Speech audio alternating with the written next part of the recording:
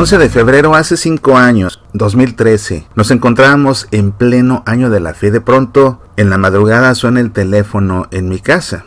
Siempre que el teléfono suena a deshoras, provoca sobresalto. ¿Qué puede estar pasando? Respondí al teléfono y escuché la voz de mi papá del otro lado de la línea. Eso me preocupó todavía más. Me preocupó que algo estuviera sucediendo en casa, que algo le hubiera sucedido a mi mamá. Y en efecto, la voz de mi papá se escuchaba muy preocupada. Me llamaba para avisarme, sabiendo él que era de madrugada, donde yo vivo y que todavía no debía estar despierto.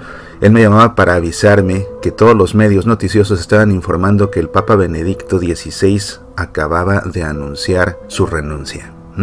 Mi reacción inmediata fue de una gran preocupación, sobre todo porque el Papa Benedicto XVI se encontrara bien. En ese momento muchas ideas cruzaron mi mente. Pensé que tal vez se le había diagnosticado alguna enfermedad terminal o alguna enfermedad mental y que antes de comenzar a sufrir los padecimientos propios, él hubiera preferido entregar el timón de la barca de San Pedro para que alguien en plenas facultades pudiera venir a asumir el mando. Mi preocupación en ese momento fue únicamente el bienestar del Papa Benedicto XVI. Ya después, escuchando las noticias, leyendo el mensaje que publicó la Santa Sede, ese mensaje que el Papa pronunció en latín en el consistorio que se celebraba en Roma. Un consistorio es una reunión en el Vaticano a la que acuden muchos cardenales. ¡Ah, qué tiempos! Y sabes que lo que no deja de sorprenderme es cómo Dios se vale de muchos medios para sostener a su iglesia, y aquel que era el año de la fe. Sin duda, la iglesia tendría que atravesar la más dura de sus pruebas, que era ver por primera vez en muchísimos siglos la renuncia de un papa y aceptar esta realidad como parte del plan de Dios. Y por lo que te digo que no deja de sorprenderme cómo Dios sostiene a su iglesia a través de muchos medios, es porque curiosamente de la nada, unos días antes se me ocurrió en Semillas para la Vida grabar una emisión en la que reflexionaba yo acerca de quién sería nuestro siguiente papa. Y en esa emisión hablaba también de papas posteriores. Decía yo, seguramente nuestro próximo papa es un cardenal, pero ¿quién vendrá después? ¿Será un sacerdote? ¿Será ya obispo? Y luego, ¿quién vendrá? ¿Ya habrá nacido? ¿Será un niño? Y entonces invitaba yo a todo el auditorio a rezar por el próximo papa. Bueno, pues que al día siguiente grabo otra emisión que tenía por título Todo es un don de Dios. Y en esa emisión reflexionaba contigo acerca de cómo todo lo que sucede en este mundo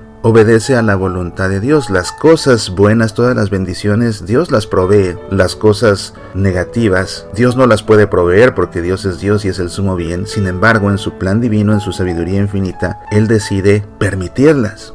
Pero todo lo que sucede es un don de Dios. Todo lo que sucede es un don de Dios. Al día siguiente, escribo un artículo que tiene por título Señor, aumenta nuestra fe. Y reflexiono sobre la necesidad que tiene la iglesia en el año de la fe de orar constantemente porque su fe no desfallezca. Pues al día siguiente renuncia el Papa Benedicto XVI. Y así es que fíjate cómo nos fuimos preparando, tu servidor y los seguidores de Semillas para la Vida, nos fuimos preparando a lo largo de 3 días. Primero orando por nuestro siguiente Papa, después reflexionando sobre cómo todo lo que sucede es un don de Dios, y después pidiendo al Señor que aumente nuestra fe, y al día siguiente, ¡pum!, que nos enteramos que el Papa Benedicto XVI presenta su renuncia.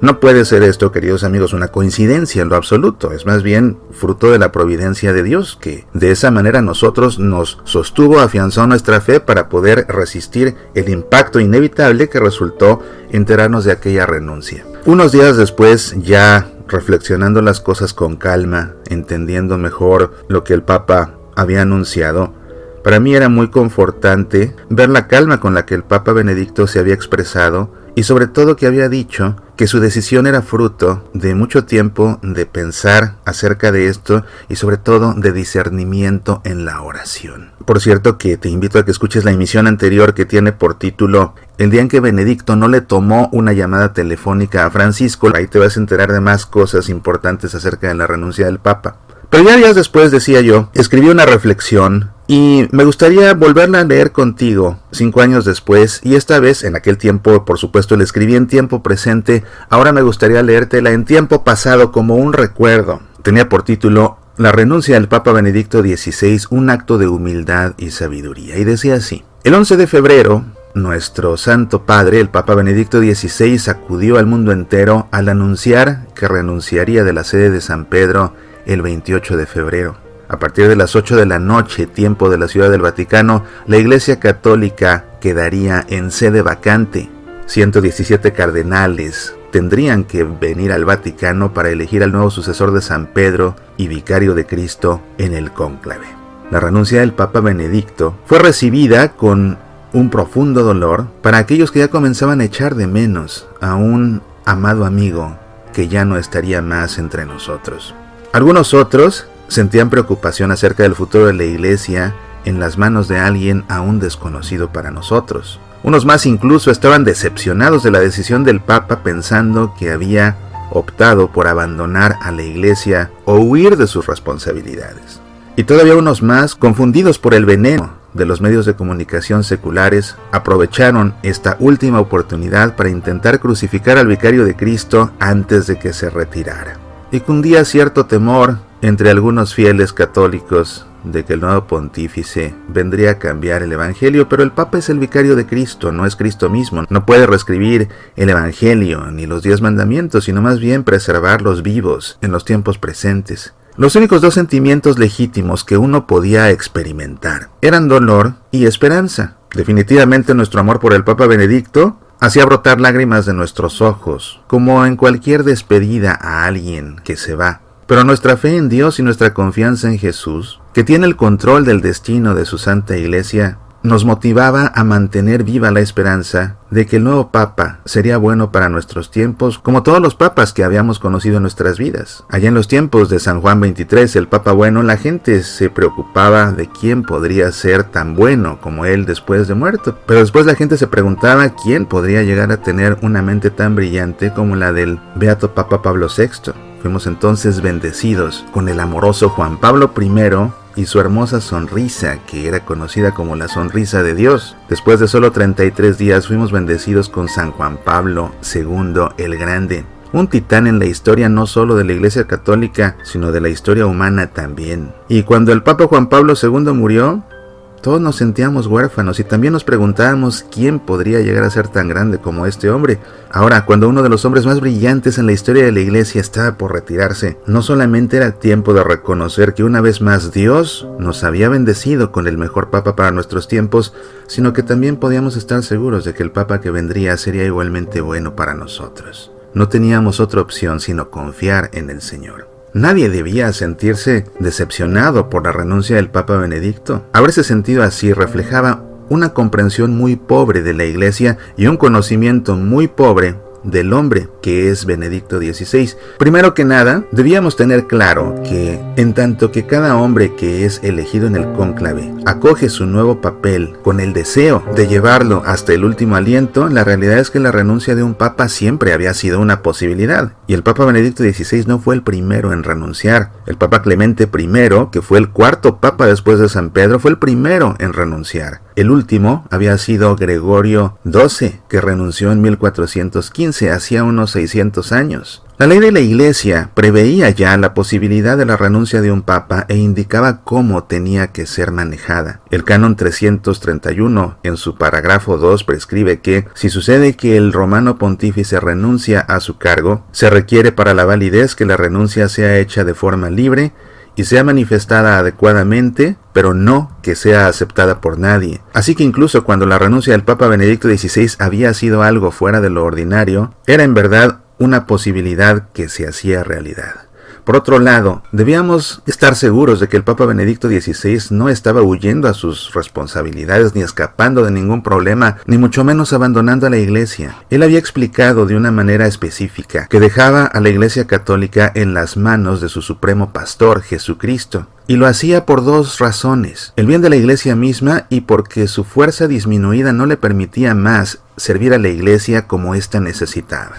La gente tiende a ver al Papa como a un líder religioso, pero no debemos soslayar el hecho de que, antes que otra cosa, el Papa es el Servus Servorum Dei, el siervo de los siervos de Dios. Su principal responsabilidad como vicario de Cristo es servir a los siervos de Dios, servir a la Iglesia. Y el Papa Benedicto se había dado cuenta de que las exigentes demandas del tiempo contemporáneo en un mundo y una cultura cambiante rápidamente requiere que la Iglesia sea servida desde la cátedra de San Pedro por alguien con la fuerza que él ya no tenía. La edad le estaba pasando factura. lo mismo que su salud. Ya no podía ver con su ojo izquierdo, le costaba trabajo escuchar, su energía física había disminuido de forma significativa y su médico le había prohibido ya hacer más viajes transatlánticos. Bastaba con considerar como ejemplo la próxima Jornada Mundial de la Juventud en Río de Janeiro, que se celebraría ese verano.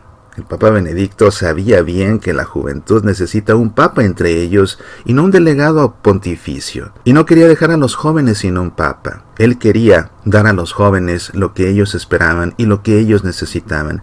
Él quería que fueran servidos. Así que después de un proceso largo y ciertamente difícil de discernimiento en la oración, el Papa Benedicto se dio cuenta de que lo mejor para la Iglesia era que renunciara a su papel como obispo de Roma y dejara al Señor enviar a un nuevo vicario que tuviera la energía física necesaria para encarar las exigencias de los tiempos presentes que la Iglesia necesita. Ni siquiera por un instante el Papa Benedicto pensó: no debería renunciar, ¿qué va a hacer la Iglesia sin mí?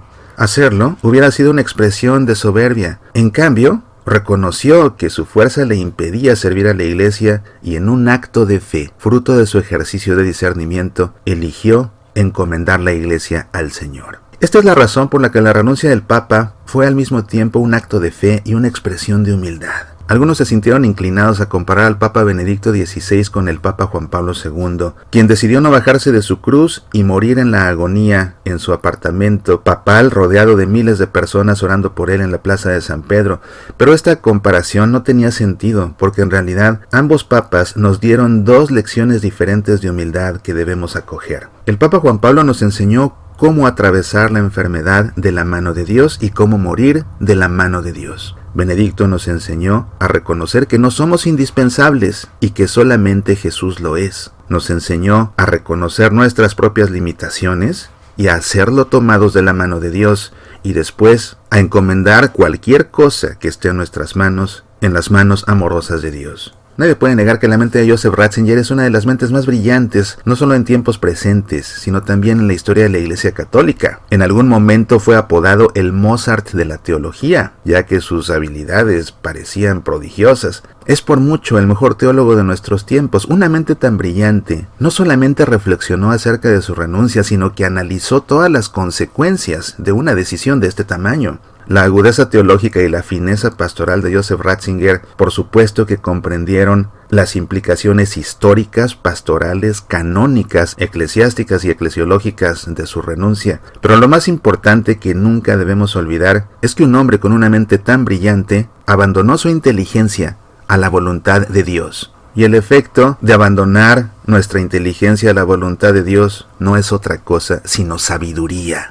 Así pues, la renuncia del Papa Benedicto XVI fue un acto de fe, un acto de humildad y un acto de sabiduría. El Papa Benedicto XVI no se habría de retirar para descansar, sino para una vida de oración. Él deseaba continuar sirviendo a la Iglesia a través de una vida de oración. Después de que partiera en helicóptero del Vaticano hacia Castel Gandolfo por la tarde del 28 de febrero, sería muy difícil volver a verlo. Un par de meses después volvería al Vaticano para vivir en un convento. Lo más seguro es que no daría más consejo al nuevo Papa. Él evitaría dar tentación a la gente de poner su mirada en dos lugares al mismo tiempo. El Papa Benedicto sabía que el nuevo Papa encontraría ayuda en los cardenales de la curia y sobre todo a través de un diálogo constante con el Señor, de la misma forma que todo papa lo ha hecho.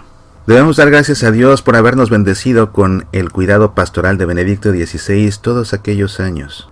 Ahí tienes, esta es una reflexión que escribí a unos días de la renuncia del Papa Benedicto. Creo que hacerlo 5 años después es un buen recuerdo y también es un buen ejercicio de reflexión. Soy Mauricio Pérez, estas son Semillas para la Vida.